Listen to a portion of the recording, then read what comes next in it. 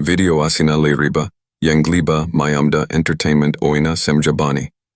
Video asida atamna na Mayamda Singnaba, Karimnaba Lejade.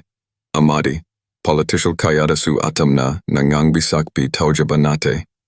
Masida Oiriba, Toriba, Ngangliba Kayasi Writer Majiwakani.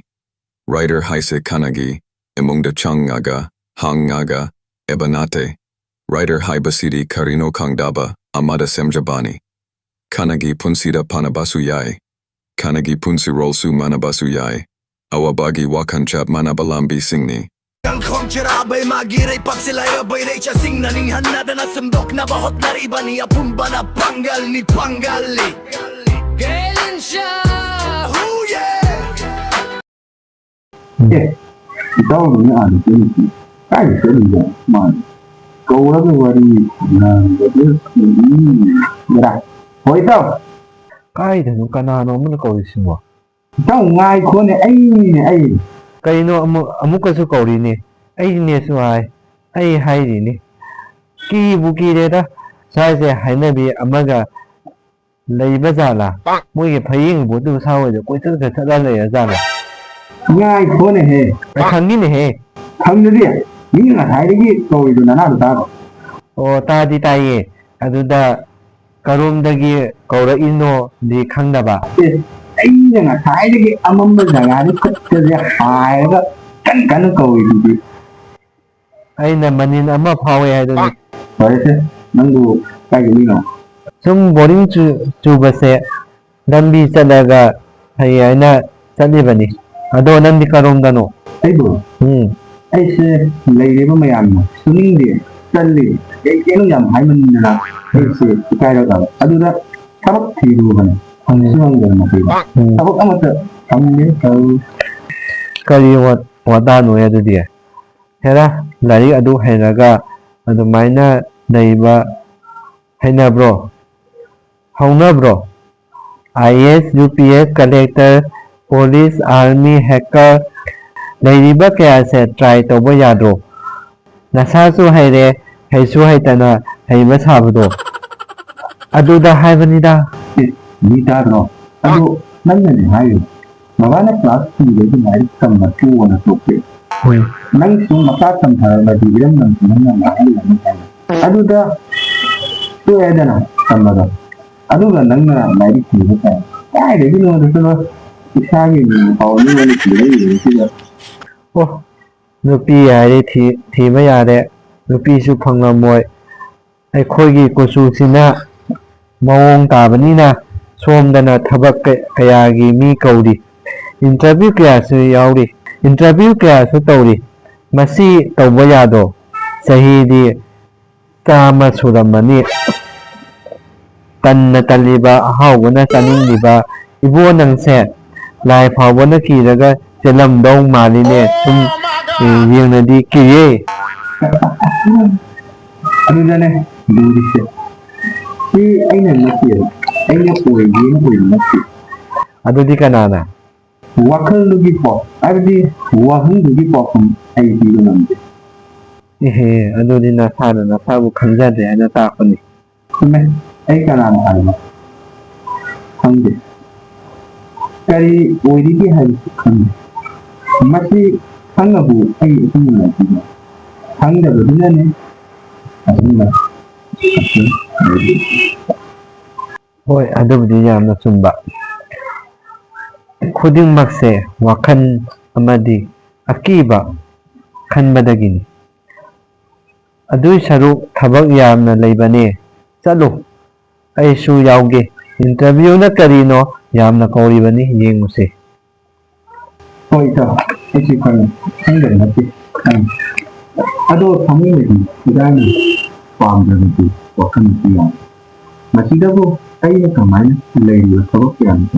Yung na.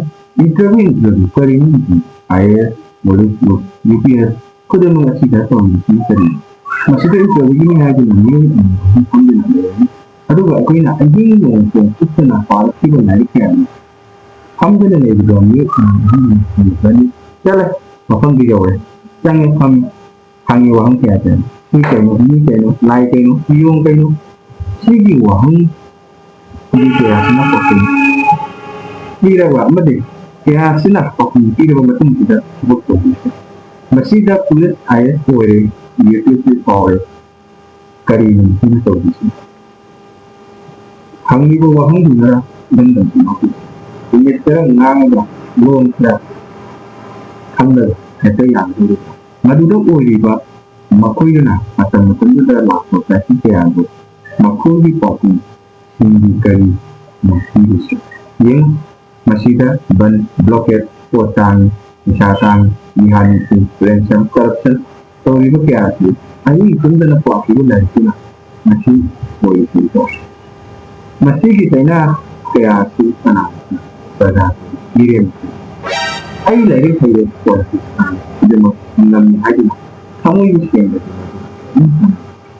kamu ini lupa dia itu redung sendiri kamu ini bagi aku lewat dua itu aduna masjid nupi yang di itu tongda betul koi habuk sama ambiri di jadi kamu dengan ayat kau ini cara pada kumpulan orang rumah kenari madi power mana madi madi mana tahu jadi sumber di cara miru itu rumah lagi buat habuk ya sih ayat lagi masih malam kandang ngali masih lagi lebih hal itu corruption lagi laku siapa masih masih di masih bu laga laga tinggal politik tu anu apa aku ini masih apa ada macam dia ada mari kita itu ini ada isu biasa ꯍꯣꯏ ꯒ꯭ꯌꯥꯟꯕꯨ ꯇꯥꯔꯗꯤ ꯑꯁꯨꯝꯅ ꯊꯣꯛꯂꯤꯕ ꯀꯌꯥꯁꯦ ꯊꯣꯛꯑꯣꯏ ꯑꯩꯒꯤ ꯍꯥꯏꯕꯁꯤꯗ ꯃꯤꯄꯨꯝ ꯈꯨꯗꯤꯡꯃꯛ ꯂꯣꯏꯅ ꯃꯈꯣꯏꯒꯤ ꯃꯤꯃꯥꯡꯁꯤꯗ ꯊꯝꯗꯨꯅ ꯄꯨꯟꯅ ꯆꯠꯂꯦ ꯃꯁꯤꯗ ꯑꯩꯅ ꯖꯁꯇꯤꯐꯥꯏ ꯇꯧꯕꯗꯤ ꯅꯠꯇꯦ ꯃꯁꯤ ꯃꯤꯄꯨꯝ ꯈꯨꯗꯤꯡꯃꯛꯅ ꯍꯦꯟꯅ ꯈꯟꯅꯕ ꯎꯔꯕ ꯉꯥꯛꯇꯅꯤ ꯑꯗꯨꯅꯤ ꯑꯩꯅ ꯚꯤꯗꯤꯑꯣ ꯁꯦꯝꯃꯒ ꯁꯦꯝꯕ ꯃꯁꯤꯗ ꯂꯥꯏꯔꯤꯛ ꯍꯩꯕꯁꯨ ꯂꯩꯕꯥꯛ ꯃꯄꯤꯂꯦ ꯏꯍꯦ ꯀꯃꯥꯏꯅ ꯂꯥꯏꯔꯤꯛ ꯍꯩꯇ꯭ꯔꯗꯤ ꯄꯨꯡꯂꯣꯏ ꯂꯣꯏꯔꯣꯏꯗ꯭ꯔꯣ ꯏꯔꯝꯗꯝꯁꯦ ꯍꯧꯖꯤꯛ ꯂꯣꯏꯔꯤꯕ ꯏꯔꯝꯗꯝꯒꯤ ꯀꯌꯥꯁꯦ ꯂꯥꯏꯔꯤꯛ ꯍꯩꯕ ꯑꯗꯨꯁꯨ ꯈꯟꯅꯕ ꯌꯥꯏ ꯂꯥꯏꯔꯤꯛ ꯍꯩꯔꯕꯁꯨ ꯃꯥꯡꯕ ꯍꯩꯇ꯭ꯔꯕꯁꯨ ꯃꯥꯡꯕ ꯃꯁꯤ ꯑꯣꯏꯔꯗꯤ ꯁꯨꯡꯍꯩ ꯍꯩꯇꯕꯅ ꯐꯔꯦ ꯑꯃꯅ ꯍꯥꯏꯕꯗ ꯍꯣꯏ ꯑꯃꯅ ꯍꯥꯏꯕꯗ ꯍꯣꯏ ꯁꯤꯅ ꯐꯔꯦ ꯅꯪꯒꯨꯝꯅ ꯑꯩꯕꯨꯗꯤ ꯇꯣꯉꯥꯟꯅ ꯊꯝꯃꯣꯏ ꯐꯔꯁꯨ ꯐꯠꯇ꯭ꯔꯁꯨ ꯁꯥꯕ ꯐꯠꯇꯕꯅ ꯐꯠꯇꯕ ꯁꯥꯕ ꯑꯗꯨꯅ ꯏꯇꯥꯎ ꯃꯤꯑꯣꯏꯕ ꯑꯩꯈꯣꯏꯒꯤ ꯃꯔꯨ ꯑꯣꯏꯔꯤꯕꯁꯤ ꯑꯗꯨꯃꯗꯤ ꯑꯩꯅ ꯑꯁꯨꯛ ꯀꯨꯏꯅ ꯍꯤꯡꯉꯛꯄꯁꯤꯗ ꯈꯪꯗ꯭ꯔꯤꯁꯦ ꯏꯇꯥꯎ ꯊꯃꯣꯏ ꯁꯦꯡꯕ ꯇꯥꯔꯤꯕꯁꯤꯁꯨ ꯁꯦꯡꯅ ꯇꯥꯕꯤꯌꯨ ꯈꯜꯂꯤꯕ ꯋꯥꯈꯜꯁꯤꯁꯨ ꯁꯦꯡꯅ ꯈꯟꯕꯤꯌꯨ ꯎꯔꯤꯕ ꯌꯦꯡꯂꯤꯕ ꯀꯌꯥꯁꯨ ꯎꯔꯤꯕ ꯑꯃꯗꯤ ꯌꯦꯡꯕꯤꯌꯨ ꯃꯁꯤ ꯑꯣꯏꯔꯕꯗꯤ ꯂꯥꯏꯔꯤꯛ ꯍꯩꯕꯁꯨ ꯎꯕꯒ ꯃꯥꯟꯅꯗꯦ ꯂꯥꯏꯔꯤꯛ ꯍꯩꯕꯒꯤꯔ ꯄꯣꯠꯅ ꯍꯣꯡꯉꯤꯔ ꯌꯦꯟꯅ ꯍꯣꯡꯉꯤꯔ ꯑꯅꯤꯗ ꯂꯧꯅ ꯈꯨꯠꯅ ꯍꯥꯡꯗꯨꯅ ꯇꯧꯗꯨꯅ ꯂꯩ ꯃꯁꯤꯒꯨꯝꯕ ꯀꯌꯥꯒꯤ ꯃꯅꯨꯡꯗ ꯑꯣꯏꯔꯛꯂꯤꯕ ꯊꯧꯗꯣꯛ ꯋꯥꯊꯣꯛ ꯐꯝꯐꯥꯝ ꯃꯤꯄꯨꯝꯕ ꯄꯨꯟꯁꯤꯒꯤ ꯑꯣꯏꯅ ꯄꯥꯎꯈꯨꯝ ꯄꯤꯕ ꯉꯝꯗꯣꯏꯕ ꯃꯤꯁꯨ ꯀꯅꯥꯅꯣ ꯈꯪꯗꯦ ꯑꯃꯗꯤ ꯑꯣꯏꯗꯣꯏꯅꯣ ꯑꯩꯅ ꯄꯤꯔꯤꯕ ꯀꯔꯤꯝ ꯈꯪꯗꯕ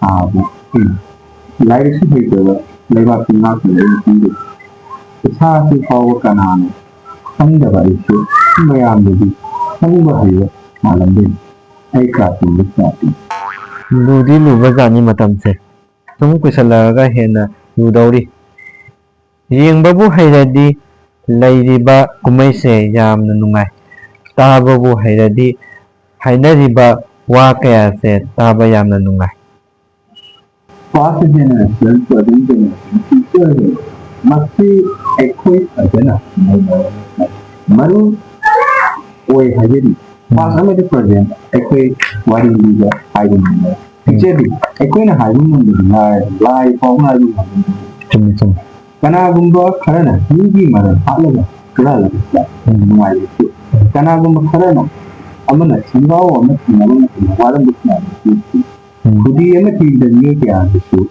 nangayon ko wala din na wagi habang natin niyo na tawaga masiro uwega loyo na lang nang emere uyo na tawaga ng yoga niya ado na ay na masipaw na niya tidak ada betam amat wala da man na din to ni amoy na pam badi kau bangun dia masih nanti malam sudah lagi ni klase wow sum na lan managi wani ado interview ama leibane yaw se hat adudi akhoi hojik kaidogani adugi nang matlay wabadi thabak thire phangde ahiba thaba amata su nang aina haidre sidabu kaidobagi waroi dawribano thaba amata sujabanina imungna nungsibidre ya nang ide ai si yang tay simpa pao tu masih dah ikut nak dong ini si ikut ni di apa kiwan nomor na si lebih tidak dia si kari lamino tiyaga putharaga loisandera sor honba lamdana tukniko alam ni sebenarnya nungaidong maliko hairao kaino ini dah masak kalau di ba sampai di dia mah ikut nak kamu mempar yang bola kira jadi dia besar dia dia sia tan ra để màu pháo bị cuồng cả cái gì chỉ ở là bị lan này rồi đó thăm cái này đó đó này đó aduda masana ya de hara di kandauba ano di ba ni dia wa di tade nang sango hawbani ôi ngon đi aku ni kita ima mà bảo cái này gì hay như vậy chỉ cái gì adu budi chumba yenda budi khenaba aduna tàu cái tàu đó mày tàu đó kai tau sai no cái tàu sang no to min leba quite is the best of what of me nang gì không được khang su lu su tar su very mai na ibani video number ki ko number dai dai lo video si how the su ida kan na sira siro chalo aru video kya manang ni sendo ko gi taran su alabi adu itaw bora di yamna chaman le ibani je adu samai taw je thuding gang su bi ona sara si ipai pugi oiba cha poto oina aingonda paisa piro tanja ni da dai mi rage oh